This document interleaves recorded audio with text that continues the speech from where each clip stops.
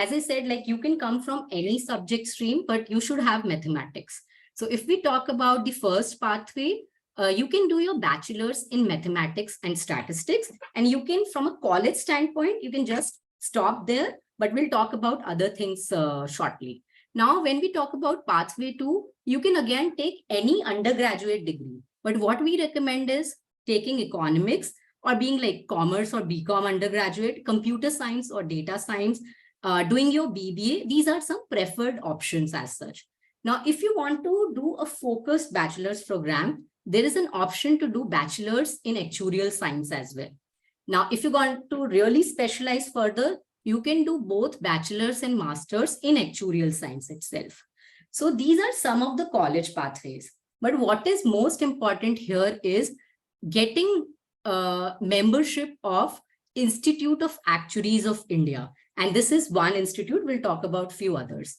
So just to make things little relatable for some of the students here. So chartered accountancy is a career which many of you would be aware, and you would know that for being a chartered accountant, you need to be member of Institute of Chartered Accountants of India, and you have to give a lot of exams and you have to take internships. So in terms of journey, if it is similar to that, so basically you will have to clear an entrance exam.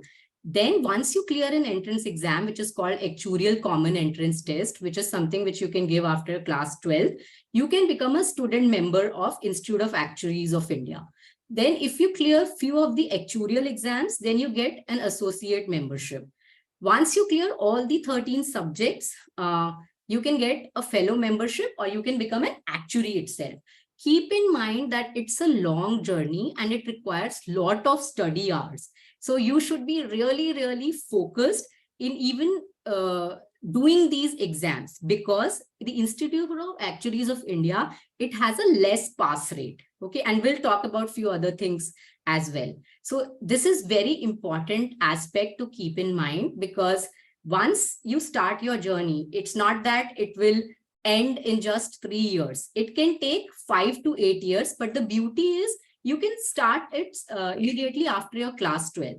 Now, once you clear few of your associate, like you clear few of your exams and become associate member, that's the time that you start looking for job opportunities at insurance companies, finance and banking institutions, consulting firms, government organizations, even healthcare companies. Because besides clearing the exams, you need to have a work experience of minimum 3 years to be a qualified actuary.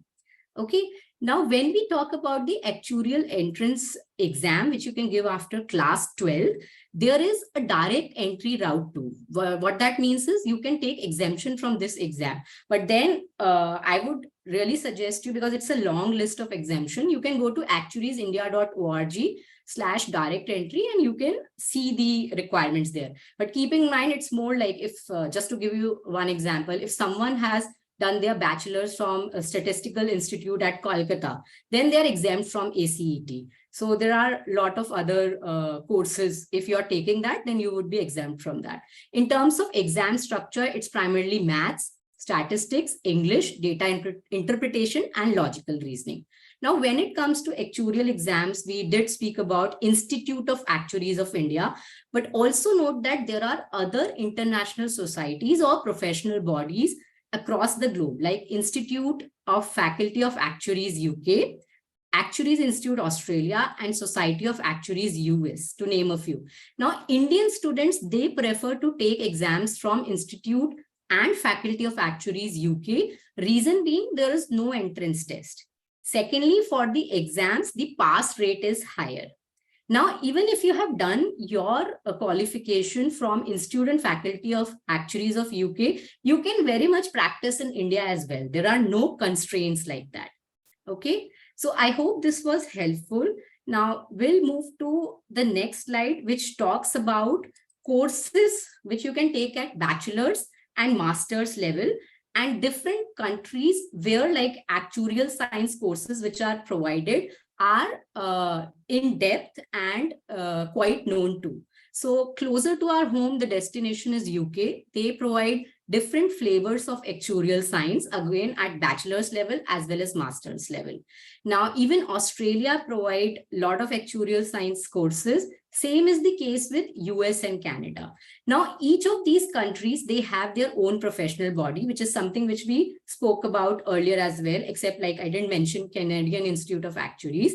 But just keep in mind that if you have completed your actuarial, I would say, course from Institute of Actuaries of India, so basically you have cleared all the exams there, then you can, you don't have to go ahead and take it from all the other countries, even if you want to practice there, because Institute of Actuaries of India, they have a recognition arrangement with all of these professional bodies, and they are expanding it across all different other actuarial bodies which are there in different countries. Okay, let's move on.